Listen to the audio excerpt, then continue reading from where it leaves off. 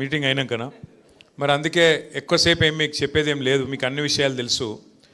ఇక మీ బాన్స్వాడల గులాబీ జెండా మీరు గతంలో ఎగిరేసినారు, గతంలో అక్కడ ఒక పెద్ద ఆయనని గెలిపించినారు. ఇక ఆయన పేరు మీకు తెలుసు, అన్నీ తెలుసు, నేను చెప్పాల్సిన అవసరం లేదు. సింపుల్గా చెప్పాలంటే గాచారం బాగలేకనే పోచారం వేరే దాయిలో పోయింది, గంతే, ఏం లేదు. గాచారం బాగలేదు ఆయన. ఎవడన్నా తెలిసి మునిగే పడవ ఎక్కుతాడా అసలు? నాకు అర్థం కాదు. ఆ కాంగ్రెస్ అనేది ఉంటుందా అసలు? ఉండే పార్టీ గన్లో పోయి ఇక నేను మొదలు పుట్టుక కూడా నాది కాంగ్రెస్నే పుట్టినా అని చెప్పి డైలాగులు కొట్టి అందులో పడ్డాడు. పడి ఇవాళ గిలగిలా కొట్టుకునే పరిస్థితి. కుడితిలో పడ్డ ఎలక కదా కొట్టుకున్నట్టు ఇవాళ మింగలేక కక్కలేక ఈ వయస్సులో ఏం కర్మాది నాకు అర్థం కాదు. ఏ పార్టీలో ఉన్నారో కూడా చెప్పుకోలేని పరిస్థితి. నిన్న మొన్నటిదాకా స్పీకర్గా పనిచేసిన పెద్ద మనిషికి ఇలా ఏ పార్టీలు ఉన్నవా అంటే చెప్పలేని పరిస్థితి. ఇంతకంటే అవస్థ అవసరం ఆ పెద్ద మనిషికి. అందుకే నేను మీకు చెప్పేది ఒకటే, ఎలక్షన్ ఎప్పుడొచ్చినా, ఎలక్షన్ ఏ రోజు వచ్చినా పోచారం శ్రీనివాసరెడ్డి గారిని ఓడగొట్టడమే లక్ష్యంగా మనం పనిచేద్దాం. ఖచ్చితంగా కాంగ్రెస్ను బొందబెట్టాలి. పోచారం శ్రీనివాసరెడ్డి గారు దేవుని మీద ఒట్టేసి ఏదైతే మాట తప్పిండో, తెలంగాణ తిరుమల కేసీఆర్ గారు ఇచ్చిన నిధులతో ఆ రోజు కేసీఆర్ గారు స్వయంగా వచ్చి తెలంగాణ తిరుమలలాగా డెవలప్ చేస్తా అంటే బ్రహ్మాండంగా కోట్లాది రూపాయలు నిధులు ఇచ్చిండు. ఆ రోజు ఏం చెప్పిండు ఆ పెద్ద మనిషి? నీ బొందిలో ప్రాణం ఉన్నంత వరకు మీతోనే ఉంటా అన్నాడు. మరి అలా ఏమైంది? ఏం అవసరం వచ్చింది? దేవుడి మీద ఒక రేవంత్ రెడ్డి ఒట్లు పెట్టి మోసం చేస్తాడు అనుకున్నా, పోచారం గారు కూడా మోసం చేసిండు.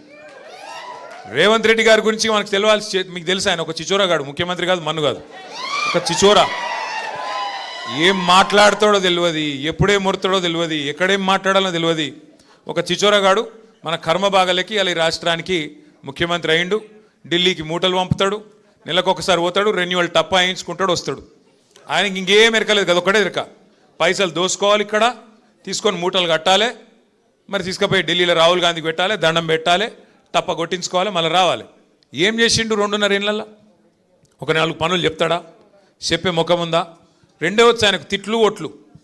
తెల్లారలేస్తే మైక్ ఇస్తే కేసీఆర్ని తిడతాడు, లేదంటే దేవుని మీద ఒట్టంటాడు.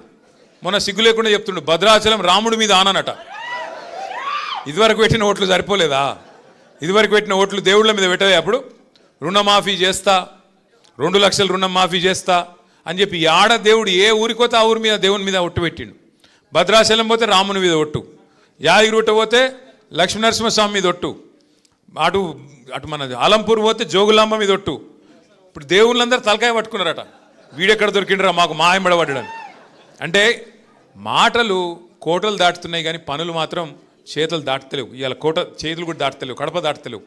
అంటే వాస్తవం ఏంది అంటే ఈ 2.5 ఏళ్లలో ఏం జరిగింది అంటే, వాస్తవం కేసీఆర్ గారి ప్రభుత్వంలో రైతుకు కడుపుల చల్లగదలకుండా అన్నీ మీరు ఎక్కడున్నోళ్ళకి అక్కడికే వచ్చేది.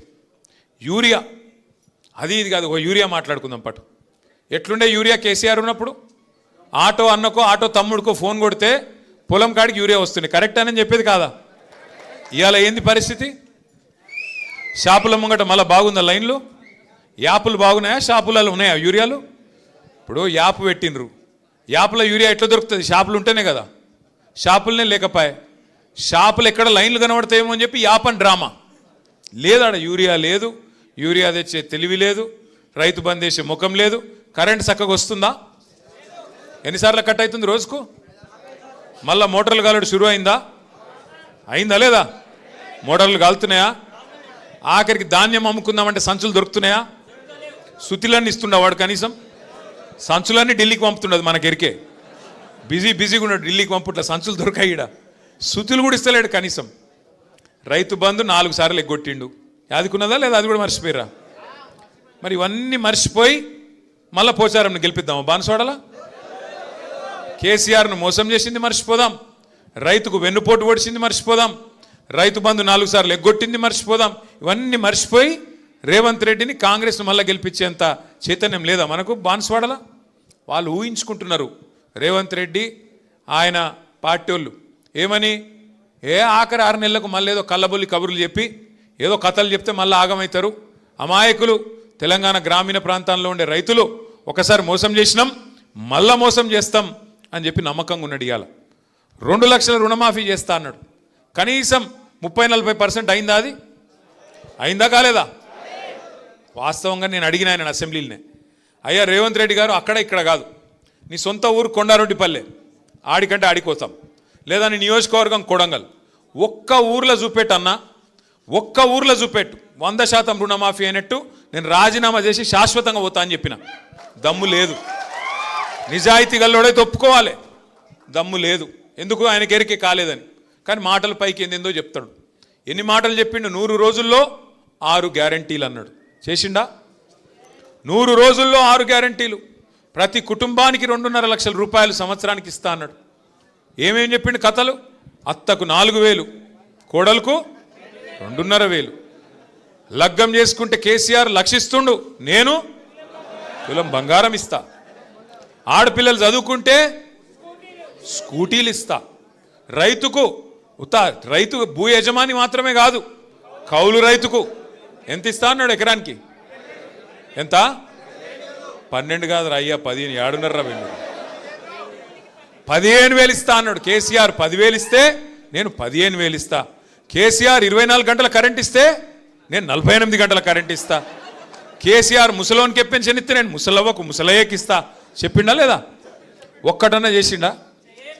పడ్డాయా? 2,500 పడ్డాయా మహిళలకు? మీకెందుకు పడతాయి? మహిళలకు పడతాయి. మహిళలను అడుగుతున్నారా? తమ్మి ఆగు. పడ్డాయా ఎవరికన్నా మహిళలకు? రైతుకు పడ్డాయా? 15,000. రైతుకు 15,000 లేదు. ముసలోళ్ళకు 4,000 పెన్షన్ అన్నాడు. పడ్డాయా? అదే కేసీఆర్ సార్ ఉంటే ఇవాళ ఈ పాటికి ముసలోళ్ళందరికీ 4,000 పెన్షన్ రాపోతుండేనా? వస్తున్నానా? రాకపోతున్నా? కేసీఆర్ ఉంటే. కేసీఆర్ ఉంటే కడుపుల సల్ల కదలకుండా యూరియా వస్తున్నానా లేదా ఇంటికి? కేసీఆర్ ఉంటే అడిగే అవసరం లేకుండా రైతు బంధు టైంకి పడ్డదా లేదా? ఒక్కసారి కాదు, 2 సార్లు కాదు, 11 సార్లు రైతు బంధు పడ్డది. గిన్నె లెక్క డ్రామా చేయలే. ఎకరానికేసి మీటింగ్ పెట్టి, ఒక ఎకరంకి ఒక మీటింగ్ అట. ఈ అందానికి ఒక ఎకరంకి ఒక మీటింగ్. మరి 11 సార్లు ఇచ్చిండు కేసీఆర్ సార్. ఎన్ని లక్షల ఎకరాలకు ఇచ్చిండు? ఎన్ని కోట్ల ఎకరాలకు ఇచ్చిండు? ఎన్ని మీటింగులు పెట్టాలి? మరి గసంటోడి ఇలా మనకు దొరికిండు. ఇక పోని మీటింగ్ పెడితే ఒక్కటన్నా మంచి మాట మాట్లాడచ్చు కదా. ఒక్కటి ఏం లేదు. అయ్యా కరువు వచ్చింది, ఏం చేయాలా ముఖ్యమంత్రి గారంటే రక్తం జల్లుర్రి. రక్తం జల్లితే పంటలు పడతాయట. ఇలా పరిస్థితి ఏంది? రాష్ట్రం అంతా కరువు పరిస్తున్నది. బాన్స్వాడల వానలు పడ్డాయా? పడ్డాయా? కానీ మీకు ఉపాయం తెలుసా? కేసీఆర్ ఎంత గొప్పగా ఆలోచన చేసిండో. కాళేశ్వరం దగ్గర ఏదైతే నీళ్లు ఇలా కిందికి ఉత్తగా సముద్రంలోకి పోతున్నాయో, ఎక్కడైతే ఇలా కరువు ఉన్నా కూడా కింద నీళ్లు పోతున్నాయి గోదావరిలో, అక్కడ కట్టిండు కేసీఆర్ పంప్ హౌస్. ఆ పంప్ హౌస్ కాడ ఇవాళ రేవంత్ రెడ్డి చేయాల్సిందల్లా బటన్ ఒత్తాలి. అంతే, ఏం పీకేదేం లేదు. నువ్వు పోయి బటన్ ఒత్తాలి. ఒక్క బటన్ ఒత్తితే పంపు చాలు చేస్తే ఇలా మీ నిజాం సాగర్ నిండుతుంది. మీ నిజాం సాగర్ నిండుతుంది, మీ చెక్ డ్యామ్లు నిండుతాయి, మీ ఎస్ఆర్ఎస్పి ప్రాజెక్టు మొత్తం నింపే మరి మొత్తం ఉపాయం అంతా కేసీఆర్ చేసిపోయిండు. ఇవాళ ఈయనకు ఒక్కటే అడ్డం వస్తున్నది. ఏంటిది? ఈయన చెప్పిన అబద్ధమైనకు అడ్డం వస్తుంది. ఇన్ని రోజులు ఏమబద్ధం చెప్పిండు? కాళేశ్వరం కూలేశ్వరం అయిపోయింది అన్నాడు. మొన్న మేము పోతిమి చూపెడుతుంది, నేను మా ప్రశాంత్ అన్న అందరం పోతిమి చూపెడుతుంది. ఏమిటిది? ఆడ 1,00,000 క్యూసెక్కుల నీళ్లు పోతున్నాయి. 1,00,000 క్యూసెక్కులు అంటే 9 టీఎంసీలు. మీ నిజాం సాగర్ కెపాసిటీ ఎంతనే? 17 అంటే 14. సరే 17 అనుకుందాం. పట్టు జరాగు లొల్లి పెట్టక. 17 టీఎంసీలు అంటే 2 రోజులలో మీ నిజాం సాగర్ నింపచ్చు. 2 రోజులలో గన్ని నీళ్ళు పోతున్నాయి కింద. గన్ని నీళ్ళు పోతుంటే ఈ బేకార్గాడు రైతులంటే పట్టి లేదు. ఆయన లొల్లంత ఒకటే. ఏది పెట్టి కేసీఆర్ని తిట్టాలి. కానీ ఆయనకు ఒకటి ఉన్నది, ఆయన మనసులో ఒకటి ఉన్నది. ఏమిటిది? ఇప్పుడు నీళ్ళు ఇచ్చిండు అనుకో, మళ్ళీ మీరేమడుగుతారు? యూరియా అడుగుతారు. యూరియా అడిగితే మరి యూరియా ఇచ్చిండు అనుకో, పంటలు పండుతాయి. పంటలు పండితే మళ్ళీ మీరేమంటారు? పంటలు కొనాలంటారు, వడ్లు కొనాలంటారు. మరి వడ్లు కొనాలంటే సంచులు ఇవ్వాలి, మళ్ళీ సుతులు ఇవ్వాలి, మళ్ళీ మద్దతు ధర ఇవ్వాలి, మళ్ళీ మీదికెళ్ళి ఇంకోటి బోనస్ అని డైలాగులు కొట్టిండు కదా, బోనస్ ఇవ్వాలి. ఈ అమ్మాయి లొల్లంత ఎందుకు? నీళ్ళు ఇవ్వకపోతే సపరేట్గా మొత్తం బంద్ అవుతుంది అని చెప్పి నీళ్ళు బంద్ పెడతాను. అసలు కదా గది. ఆయన నీళ్ళు ఇవ్వకపోతే కారణం ఏంటంటే మొత్తం వ్యవస్థ మంచిగానే ఉన్నది. కాళేశ్వరంలో ఒక్క మేడిగడ్డ బరాజులో 2 పిల్లర్లు కుంగినాయి. ఆ 2 పిల్లర్లు కుంగితే 31 నెలల నీకు సుతారాలు దొరుకుతలేరా? మేస్త్రీలు దొరుకుతలేరా? సిమెంటు లేదా? ఏం కమ్మి పడ్డది ముఖ్యమంత్రికి? 31 నెలలు అయింది కదా. ఇప్పుడు మనం ఇల్లు కట్టుకుంటామే, ఇల్లు కట్టుకున్నాక ఒక మూలకి ఎక్కనో దగ్గర ఉరుస్తుంది, లీకేజ్ ఉన్నది. ఇల్లుగులో కొడతావా? ఎవడన్నా బుద్ధినోడైతే చెప్పుకుంటాడు కదా ఆయన గుంపు మేస్త్రి అని. గుంపు మేస్త్రి అంటోడు ఇల్లు సదురుతాడా కూల కొడతాడా? చదువుకోవాలన్నా చిన్న తప్పు ఉంటే మరి 31 నెలలైంది, నీకు లేదా ఆలోచన లేదా? ఎంతసేపు కేసీఆర్ని తిట్టాలి, కూలేశ్వరం. ఏం కూలేశ్వరము?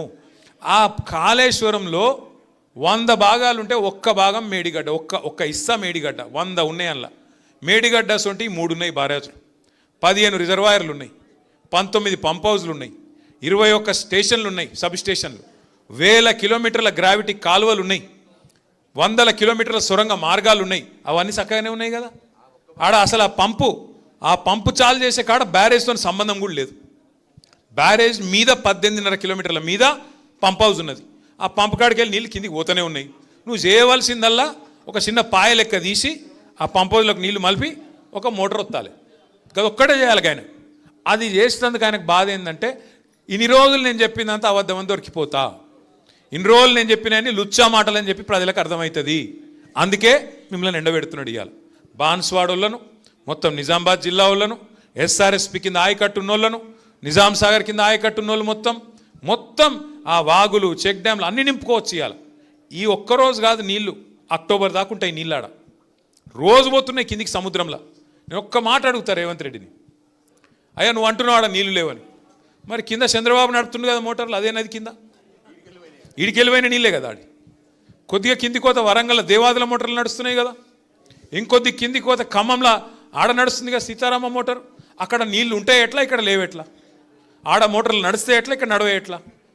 అంటే ఆయన బాధ ఏంటంటే, ఇగో గిది దొరికిపోతుంది, దొంగ దొరుకుతాడు, అబద్ధం దొరికిపోతుంది అని చెప్పి ఇలా అడ్డమైన మాటలు మాట్లాడుతుండు. ఇంకోటి ముఖ్యమంత్రి గానే అవుతుంది. నీ బాధ ఏంది అసలు?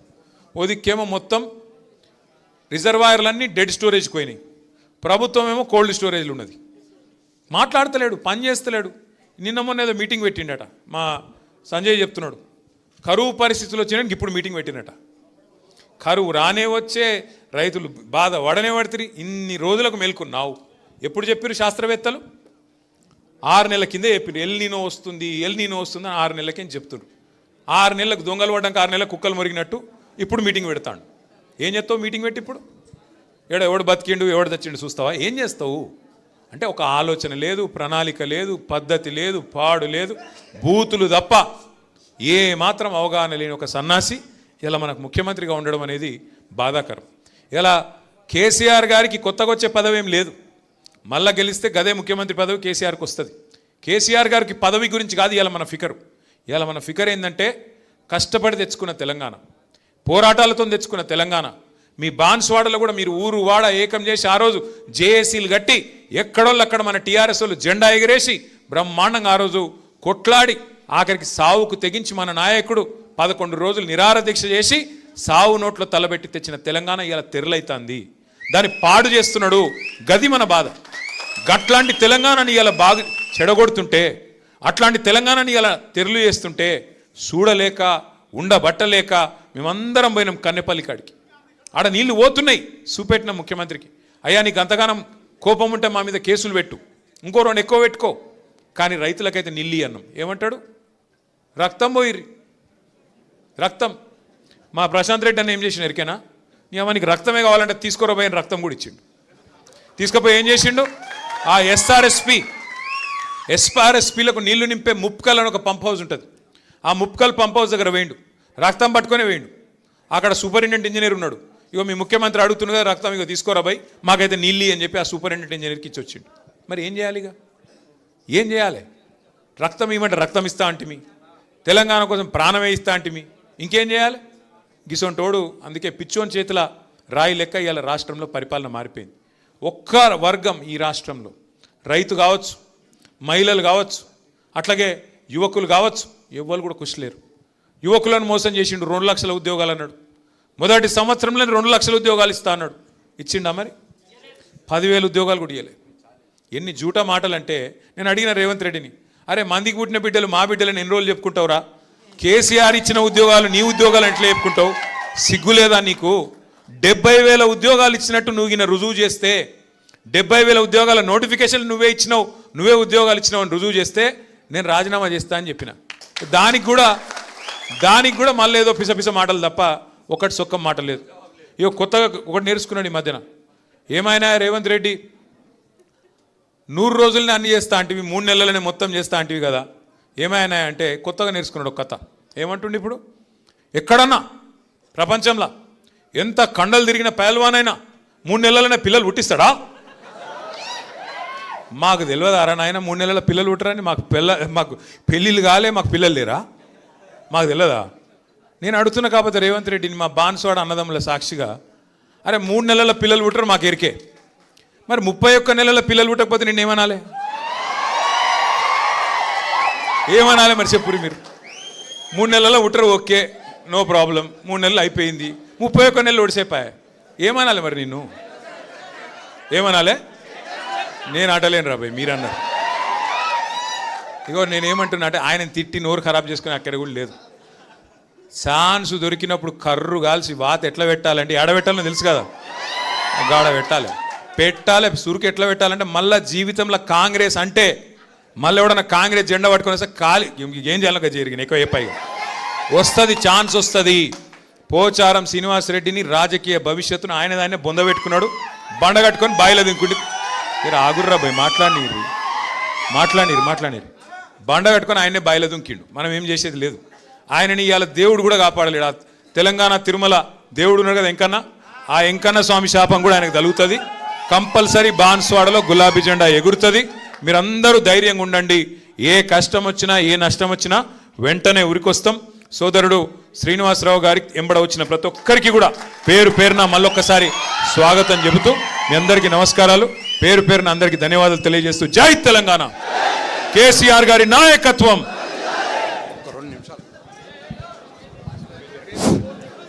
ఈరోజు మరి సుమారు 800 మంది శ్రీనివాసరావు గారితో చేస్తున్న సందర్భంలో వారిని సంజు జనరల్ సెక్రటరీ కాంగ్రెస్ నుంచి, అదేవిధంగా వడ్ల బసవరాజ్ బీర్కూర్ మండల పార్టీ ప్రెసిడెంట్ బీజేపీ,